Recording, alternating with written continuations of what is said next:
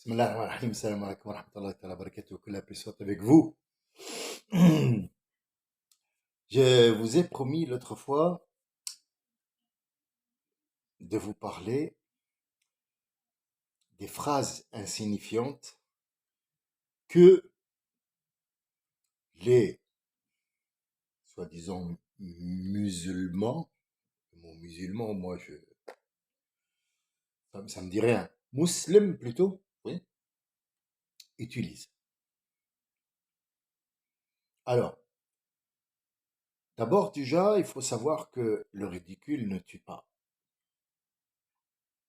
Mais rester ridicule, c'est ça qui tue.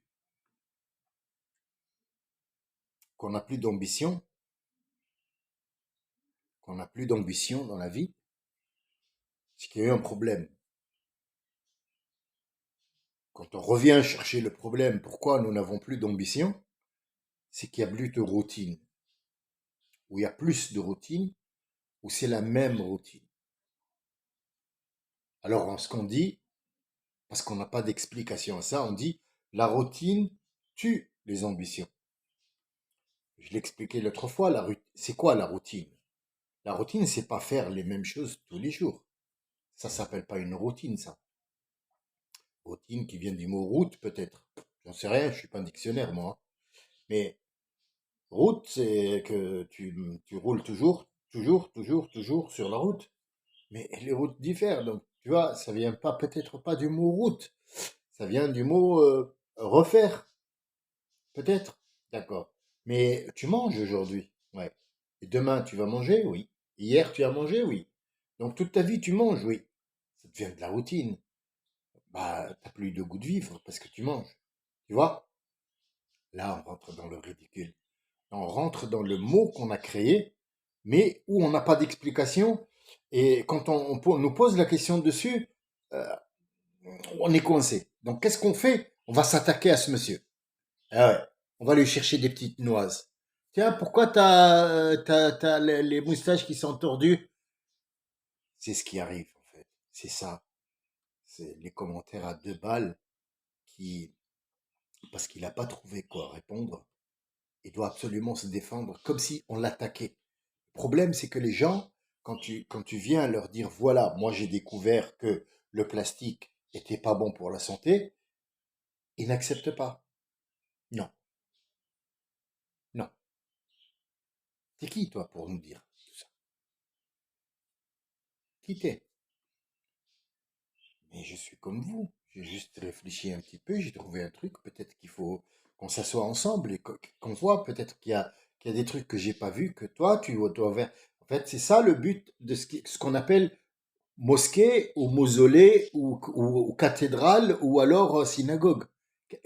Pourquoi on va dans ces endroits-là? Pourquoi, par exemple, le musulman, bah, il fait pas la prière à la maison, tout simple? Pourquoi? C'est très simple. Quand tu as une brindille, toute seule, elle casse. Mais quand tu as un gros tas de brindilles, difficile à casser. C'est pour l'unification. C'est pour l'unification. Et quand tu es uni, ta force, elle quadruple. Ta force, elle se multiplie. La foi, elle se multiplie. Les bons actes se multiplient. Les ondes négatives, ils partent, il reste plus que le bon. Est-ce qu'on a compris ça? Non. Apparemment, musulmane, ça vient un mausolée et le man du mausolée, le monsieur du mausolée.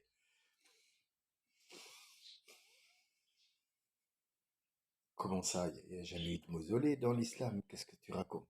Ça, c'est les hommes qui ont fait un truc pour être plus haut, pour appeler les gens. Il n'y a jamais eu du Coran ou un prophète qui a dit, allez, faites maintenant un mausolée. Et il faut que le truc il soit rond. Qui t'a dit ça? Ça, c'est de l'architecture que les gens ont fait. Ça n'a rien à voir avec l'islam. Il y a autre chose qui n'a rien à voir avec l'islam.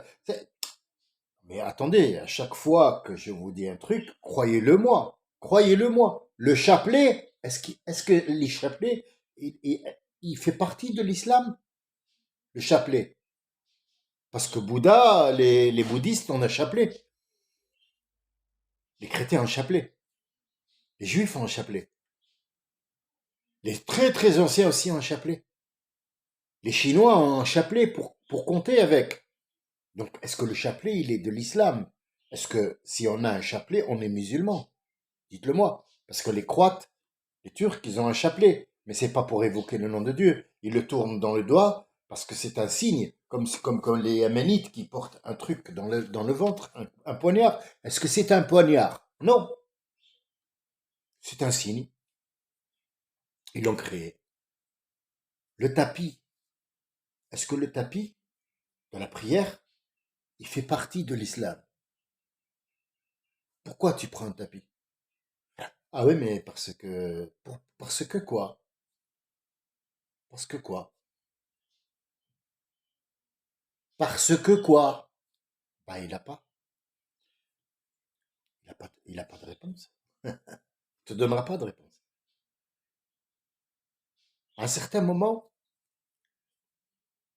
le diable a fait ce qu'il a fait avec Dieu.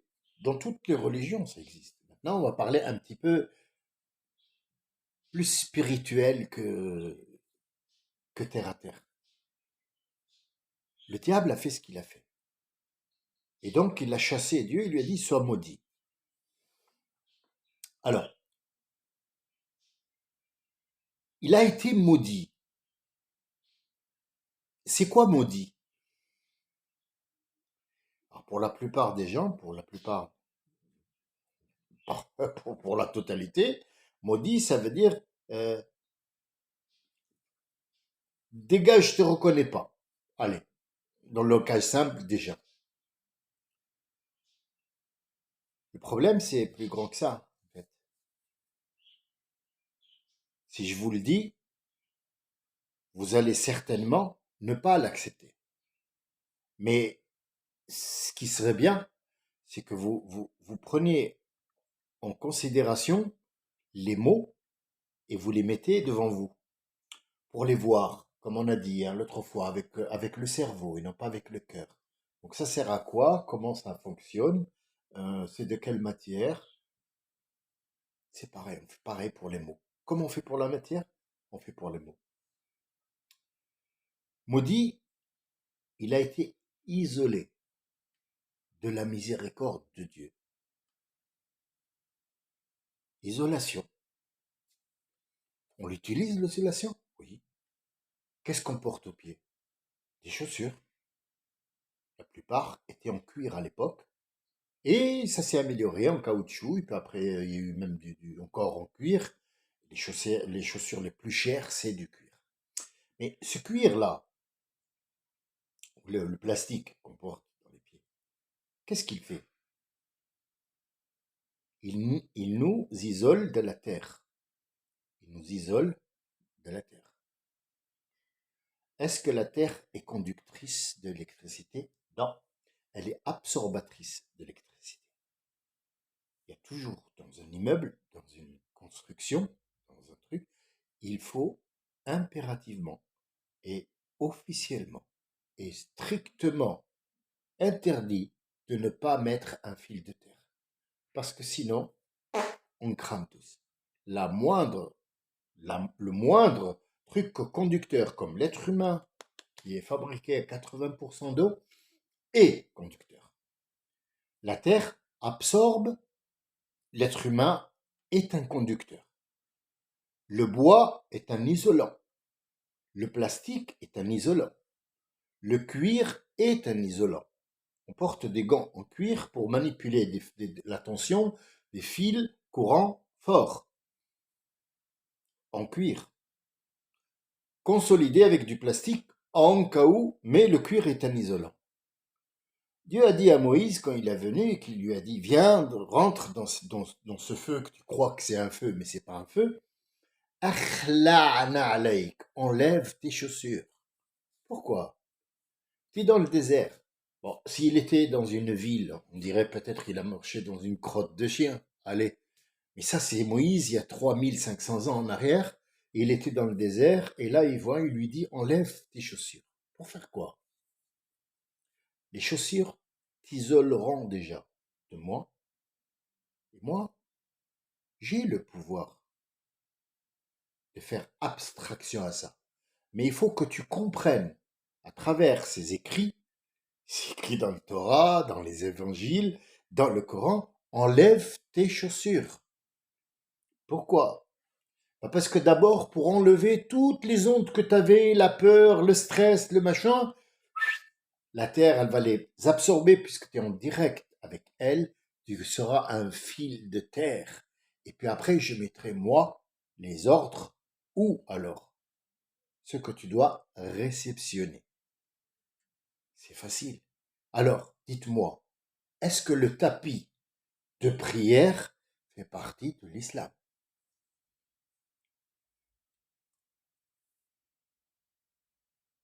Est-ce que moi je suis contre? Non. Non, on est dans une ville, on est en 2024.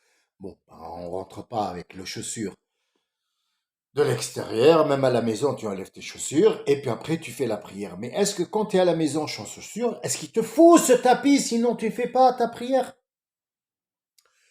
Et le mot prière, c'est quoi? Ça sera pas le sujet d'aujourd'hui, hein, je vous le dis tout de suite. Le sujet d'aujourd'hui, c'est Mashallah.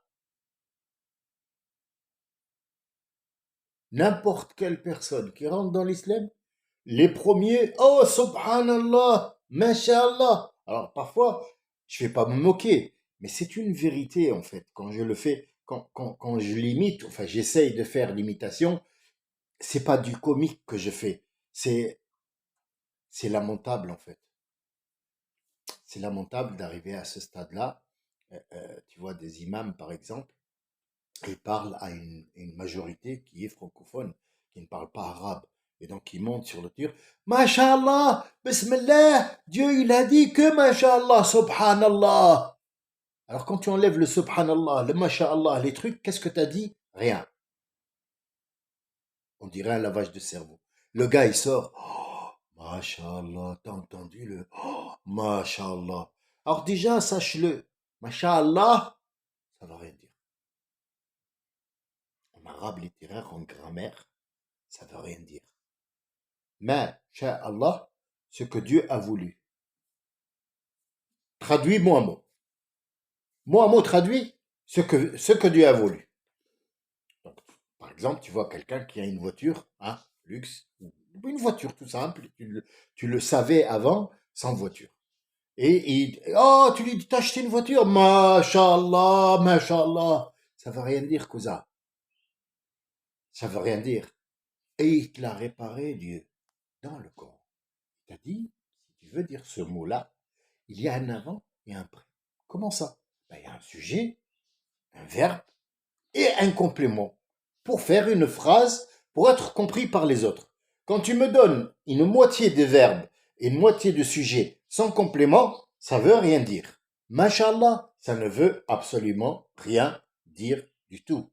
Ça ne veut rien dire. Ça veut rien dire. On dit Bismillahi Masha'Allah, la quwwata la billah. Vous voyez, ça change. Ça change tout, c'est long. Pourquoi? Parce qu'il y a un sujet, verbe, complément et plusieurs sens. Au nom de Dieu, et Dieu a fait ce qu'il a vu juste pour faire, et à son nom, tout s'est fait. On est où, nous, de ces explications-là? Ah, subhanallah! Ah, subhanallah! Ah, subhanallah! Monsieur, excusez-moi, s'il vous plaît, moi je suis pas musulman, je voudrais savoir ce que ça veut dire Subhanallah, là, ou ce que vous dites là, c'est quoi? Ah, il faut dire ça, hein? Oui, non, mais j'ai bien compris qu'il faut dire ça.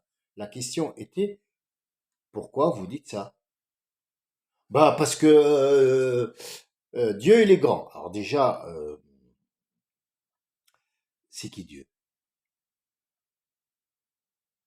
C'est quoi son nom? Allah, c'est pas son nom. Non. Allah, déjà, il faut savoir qu'il est connu. Connu.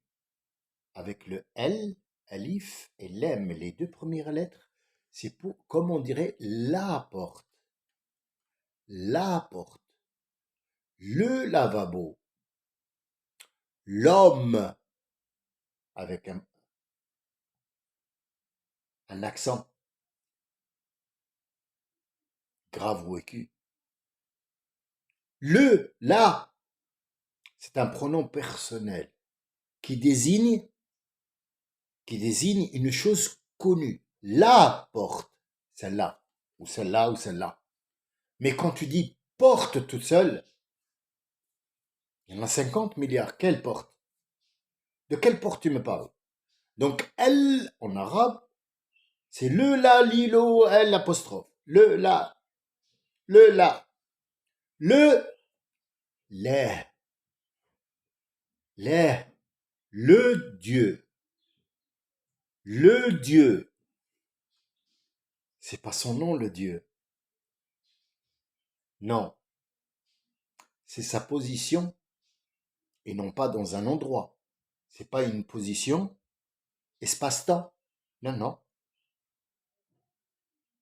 Et c'est pas une fonction. Sa fonction primaire ou première, c'est être Seigneur. Rabb, Rabb, Seigneur. Qu'est-ce qu'il est censé faire, ce Seigneur? Il est censé donner à manger à ces gens, s'occuper de ces terres, s'occuper du bon fonctionnement de ces terres, faire en sorte que ces gens ne manquent de rien. Ces gens à lui, parce que c'est leur Seigneur. Le mot Seigneur a été évoqué plusieurs fois, que ce soit dans les évangiles, que ce soit dans le Coran, que ce soit dans la Torah. Le Seigneur, c'est celui qui possède des gens et des terres et des animaux, et c'est lui qui donne à manger à ces gens-là de leur propre labeur, de ses propres terrains, et il s'occupe d'eux jusqu'à fini ou infini, tant qu'il est sur terre. Alors, Seigneur, est-ce que c'est une fonction ou un titre? Pour le Dieu que nous connaissons, le lait, Allah, il s'appelle pas Allah. Non. On dit le président de la République. Le président de la République. Puis après, sans fonction, c'est quoi? S'il est président de la République, il doit forcément être peut-être chef des armées, chef de la machin. C'est lui le grand patron. C'est lui qui va assurer la survie de ce pays pendant un laps de temps ou à vie, comme les dictateurs. Mais son nom, c'est quoi? Lui, il s'appelle par exemple Emmanuel Macron, ou l'autre, il s'appelle Trump. Et Dieu, comment il s'appelle? Ça doit être son nom, son vrai nom. Moi, je m'appelle Sami. Lui, c'est un lait. C'est un ilah, Allah. Oui, d'accord? Et il est Seigneur. Oui, Rab. D'accord? Mais son nom, c'est quoi? Vous voyez? C'est compliqué parce que tu pourras faire le tour. Toi qui m'écoutes, essaye d'aller chez ton voisin qui ne m'a pas écouté. Tu lui dis, c'est quoi le nom de ce Dieu-là? Il va te dire Allah. Non, monsieur. Son nom, c'est Rahman. Tous les adjectifs qualificatifs dont Dieu s'est qualifié lui-même, il a dit je suis le créateur, je suis celui qui donne à manger, je suis l'omnipotent, je suis le miséricordieux. Ça, ce sont des adjectifs qualificatifs qu'il a nommés comme des noms. Pourquoi il les a nommés comme des noms? Par exemple, on dit une photocopie noire, une photocopieuse noire. La photocopieuse, c'est le sujet, c'est l'objet. Noire, elle est qualifiée par sa couleur. Il y a des blanches, oui. Il y a des marrons, oui. Il y a des rouges, il y a des designs, tout ça. Mais elle est qualifiée d'être noire. Mais est-ce que, quand on parle de cette imprimante, on ne parle que de sa couleur? Non. Pourquoi? Mais parce que c'est un objet. L'objet n'est pas égal à cette grandeur qui est Dieu. Donc son nom à lui, Il lui a associé 99 adjectifs qualificatifs qu'il qualifie de Seigneur, qui le qualifie de donneur, qui le qualifie de protecteur. Et quand on s'adresse à Dieu pour de l'argent, par exemple, pour du bonheur, pour du machin, il dit pas ô protecteur. Non, la protection, on la demande quand on est attaqué ou on va être attaqué ou on suppose qu'on va être attaqué. On lui dit pas ô Seigneur le généreux, protège-nous. La générosité n'est pas compatible avec la protection. La protection, c'est une chose, la générosité, c'est une autre chose. Donc, il a fait en sorte que ces adjectifs, ces attributs soient qualifiés de nom. Le nom. Et son nom principal, c'est Ar-Rahman, puisque tout sort du Rahman.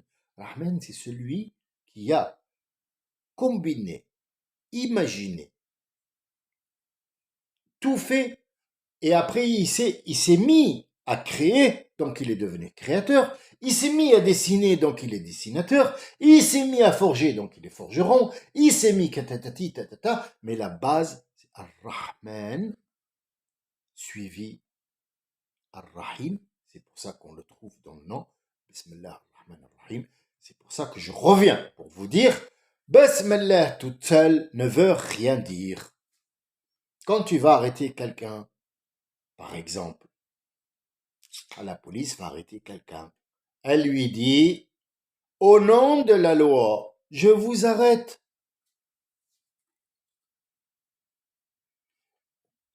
Il y a un verbe, un sujet, un complément, et peut-être un complément d'objet direct ou indirect, et ainsi de suite, et vas-y que je te raconte même pas, et le lieu, et le machin, et le qui, le pourquoi, ça dégage énormément de choses. Mais dis-lui, tu lui dis, tu viens à quelqu'un, tu dis, ah, bismillah, bismillah, bismillah.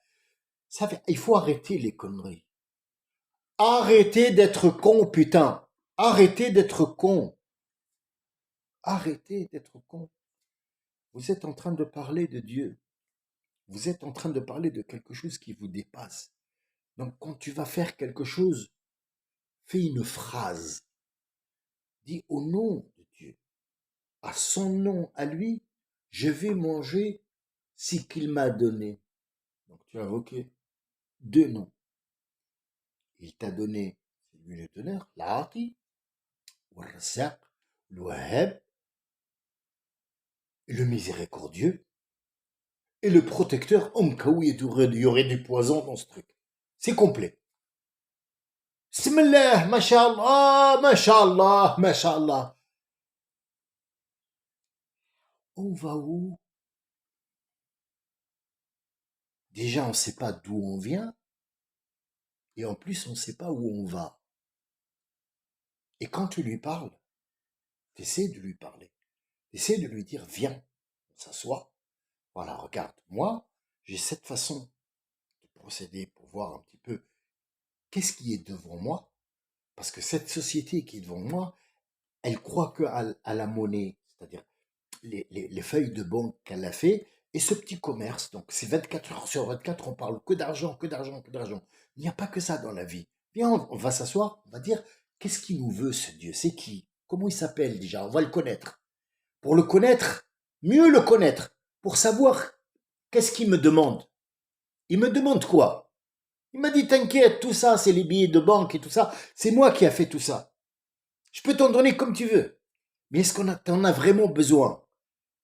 Pour arriver à discuter avec lui comme ça, mettez-vous à 4, 5, 6, 7, 8, 19, 20, 25, 30 000, 1,5 milliard. Asseyez-vous et dites, c'est qui d'abord lui? C'est qui? Allah. C'est quoi Allah? Ça veut dire quoi? J'ai pas compris. Allah, mais il y a un sens. Ça a un sens, non? Ben, cherchons le sens d'abord. Pour savoir à qui je parle. Une fois que je sais à qui je parle, vous allez voir. Vous allez comprendre celui à qui vous parlez. Vous allez voir qu'est-ce qu'il vous demande. Et est-ce qu'il vous demande? Je crois pas. Non. Il veut que vous parliez pour qu'il vous donne, pas qu'il vous demande. Parce que celui qui demande, il a un manque. Je peux demander de l'affection. Je peux demander de l'adoration. Je peux demander qu'on m'applaudisse. Je peux demander qu'on me reconnaisse. Pourquoi? Parce que j'ai ce manque-là. Est-ce que le Créateur a un manque quelque part? Qui a un manque? Moi, je pense que c'est toi. Tu as un manque de compréhension vis-à-vis de celui qui t'a créé. Alors, cherche-le d'abord lui, pour savoir qu'est-ce qu'il veut de toi, et sache que lui ne veut rien, c'est toi qui veux. Et quand tu veux, tu vas toquer chez le banquier. Je n'ai jamais entendu parler d'un banquier qui vient chez les gens pour leur dire: est-ce que vous voulez que je vous donne de l'argent? Jamais. Un banquier, il faut prendre avec lui un rendez-vous qui peut être très loin et il te demande un dossier qui ne se fera jamais. Par contre, quand tu vas à celui avec qui tu as une relation, tu n'as pas besoin de papier. Tu as juste besoin de le connaître. Alors arrêtons ce truc de machallah, et il fait un truc comme ça, et il met du rouge dans le machin, et il a un gros bâton qu'il fait comme ça. Arrêtons ces conneries et mettons-nous au travail pour savoir qu'est-ce qui nous entoure et c'est qui ça. D'ici à ce que vous trouviez votre voie, s'il vous plaît, aidez-moi à trouver aussi un chemin pour vous accompagner. Si vous l'avez trouvé, dites-le moi, je vais avec vous. Ou alors, venez, moi j'ai trouvé un chemin. Mais ce chemin, j'y vais tout seul parce que il n'y a que moi qui crois en ce chemin. Trouvez votre voie et trouvez votre foi et sachez avec qui vous parlez. Vous verrez, vous vous sentirez mieux. Salam alaikum wa rahmatullahi wa barakatuh. Je pense, je pense qu'on se verra l'année prochaine. Inch'Allah, s'il veut Dieu. Et si moi, je le veux. Je n'ai pas encore dit pourquoi, toujours je dis, et si moi je le veux, ce sera peut-être l'histoire de l'année prochaine. Salam alaikum wa rahmatullah.